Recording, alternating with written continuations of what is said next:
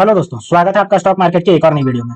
दोस्तों, आज की इस वीडियो में हम बात करेंगे एक बैंक के बारे में जिसका मर्जर होने वाला है इसकी कंपनी के साथ। इसको लेकर के शेयर होल्डर ने जो मीटिंग बुलाई गई थी उसमें जो है वो 99.99% यानी कि लगभग 100% का जो है वो अप्रूवल मिल गया है, जिसकी वजह से अब आने वाले समय में इसका मर्जर होते हुए दिखेगा। तो हम आज की वीडियो में बात करेंगे कि इस बैंक का जब मर्जर हो जाएगा तो इसके शेयर प्राइस पे क्या इफेक्ट पड़ेगा और इसको लेकर के मार्केट एक्सपर्ट क्या कह रहे हैं। तो चलिए दोस्तों, वीडियो शुरू करते हैं। लेकिन दोस्तों, अगर आपने मेरे चैनल को अभी तक सब्सक्राइब नहीं किया तो आप मेरे चैनल को सब्सक्राइब कर लीजिए और बेल आइकन को ऑन कर दीजिए ताकि ऐसे ही स्टॉक मार्केट से रिलेटेड वीडियो आप तक आसानी से पहुंच सके और आप स्टॉक मार्केट से अपडेटेड रह सके। तो चलिए दोस्तों, वीडियो शुरू करते हैं। तो अगर हम इसके चार्ट पैटर्न को देखते हैं तो देखिए, जैसा ही कल ये न्यूज निकल के आया, आप देख सकते हो 15:20 यानी कि 3:20 पे ये न्यूज निकल के आया, वहां से देखिए ये सीधा जंप करता हुआ नजर आया। अब क्योंकि कल आपका 15:20 पे आया था, 10 मिनट में ही आपका इतना जंप किया, तो सोमवार को ये आपका और भी ज्यादा जंप करता हुआ नजर आएगा। ठीक है, अगर हम बात करते हैं एक साल के रिटर्न की, तो एक साल में मात्र देखिए 15% का रिटर्न दिया है अपने इन्वेस्टरों को। और मैक्सिमम की बात करते हैं एक साल में, तो देखिए आपका जो है वो 98 रुपये 45 पैसा गया है। और मिनिमम की बात करते हैं तो मिनिमम देखिए 66 रुपया 80 पैसा था। ठीक है, अब चलिए हम देख लेते हैं कि इसका जो टेक्निकल एस्पेक्ट क्या है। तो ये हमारे पास देखिए इसका टेक्निकल एस्पेक्ट आ गया। अब मैंने आपको बताया कि देखिए एक साल के अंदर जो है बहुत कम रिटर्न दिया, मात्र 15%, जिसकी वजह से ये वेरी बेरिश नजर आया।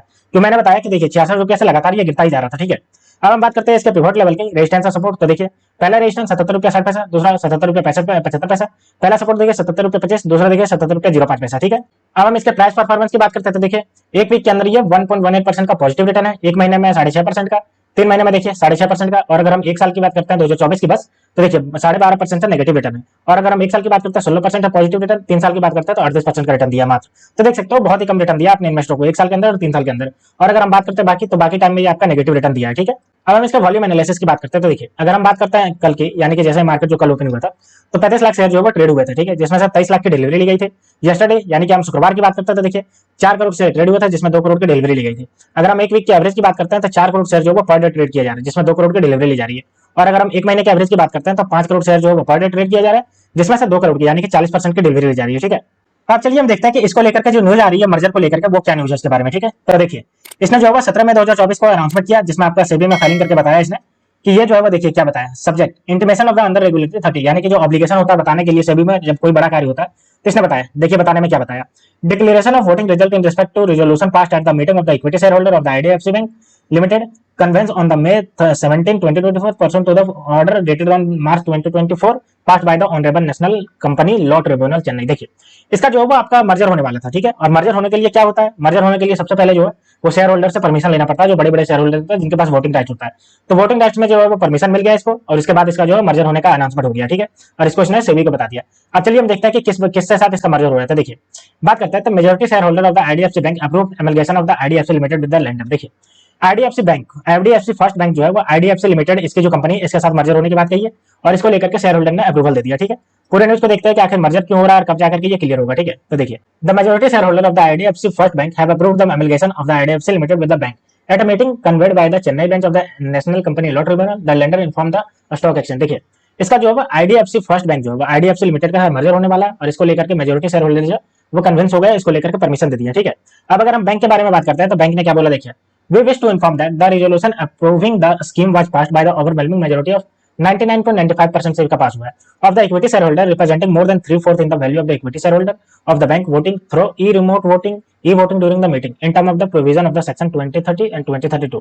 यानी कि ये जो प्रोविजन है कंपनी एक्ट 2013 का, उसमें 230 और 232 के अकॉर्डिंग ये जो होता है लेना पड़ता है शेयर होल्डर से, जब भी कभी मर्जर या फिर बड़े डिसीजन लेने होते हैं, तो उसी में 9.95% का जो है वो आपका मेजोरिटी जो शेयर होल्डर है उन्होंने परमिशन दे दिया इसको लेकर के। ठीक है, तो आने वाले समय में आपको ये मर्जर होता हुआ दिखाई देगा। ठीक है, आगे अगर हम बात करते हैं इसको लेकर के, तो देखिए on December 17 IDFC Limited said that the Reserve Bank of India has given no objection certificate for the amalgamation of the IDFC Limited, IDFC FHCL and IDFC First Bank। यानी कि ये तीनों का जो है वो आपस में मर्जर होने वाला है, जिसको लेकर के आरबीआई, क्योंकि आरबीआई से भी परमिशन लेना पड़ता है, ये फाइनेंशियल कंडीशन वाली बैंक है, तो आरबीआई ने नो ऑब्जेक्शन सर्टिफिकेट इसको दे दिया था। ठीक है, December 27 को the board of the IDFC financial holding corporation limited, IDFC limited and IDFC first bank had approve the merger in July, यानी कि जुलाई 23 में इसने अप्रूवल दे दिया था ये तीनों का मर्जर होने का, IDFC financial holding corporation limited, IDFC limited and IDFC bank. तो ये तीनों का आपस में होने का जो बोर्ड ऑफ डायरेक्टर ने जुलाई 2023 में दे दिया था अप्रूवल, लेकिन उसके बाद आरबीआई ने 27 दिसंबर को अप्रूवल दिया, और अब जाकर के जो है शेयर होल्डर ने भी कह दिया कि हाँ कर सकते हो। ठीक है, अगर हम आगे बात करते हैं, देखिए under the provision reserve merger scheme IDFC share holder will get 155 share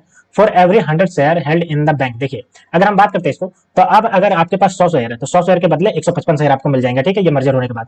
IDFC limited and IDFC first bank share have a face value 10 रुपया, यानी कि इन दोनों का अगर फेस वैल्यू की बात करते हैं तो ये दोनों को फेस वैल्यू जो है वो 10 रुपया है। ठीक है, अब अगर हम बात करते हैं कि मर्जर के पीछे का क्या कारण बताया कंपनी ने, तो देखिए the merger will lead to simplification of the corporate structure of IDFC HFSL, IDFC limited and IDFC first bank to consolidate them into the single entity and will help streamline the regulatory compliance of the aforesaid entities. The merger will help create an institution with diversified public and the institutional shareholder like other large private sector bank with no promoter holding. The IDFC First Bank said in a stock exchange. देखिए उन्होंने कहा है कि ये तीनों का अगर हम मर्जर कर देंगे तो इससे क्या होगा, हमें बिजनेस करना आसान होगा, क्योंकि तीनों अलग अलग करने में दिक्कत होता है। जब तीनों एक साथ रहेंगे तो स्ट्रीमलाइन हो जाएंगे और तीनों को आराम से रेगुलेट किया जा सकता है। ठीक है, और इससे जो है वो बहुत ज्यादा, जैसे प्राइवेट लार्ज बैंक जो कर चुके हैं, पहले हमने देखा एचडीएफसी ने भी ऐसा किया, तो अब जाकर के आईडीएफसी ने भी करने की कोशिश की और इसको लेकर के एक्सचेंज में फाइलिंग करके बता दिया। ठीक है, अब चलिए हम देखते हैं कि इसका जो क्वार्टर 4 का रिजल्ट आया कुछ दिन पहले 27 अप्रैल को, उसमें इसका क्वार्टर 4 का रिजल्ट कैसा रहा। ठीक है, लेकिन उसके बाद एक और न्यूज देख लेते हैं आईसीआईसी सिक्योरिटी के रिगार्डिंग जो आ रही है। देखिए hold IDFC first bank target 50 रुपया। देखिए आईडीएफसी बैंक को लेकर के आईसीआईसी सिक्योरिटी के जो एक्सपर्ट है वो कह रहे हैं कि इसको अभी पकड़ के रखो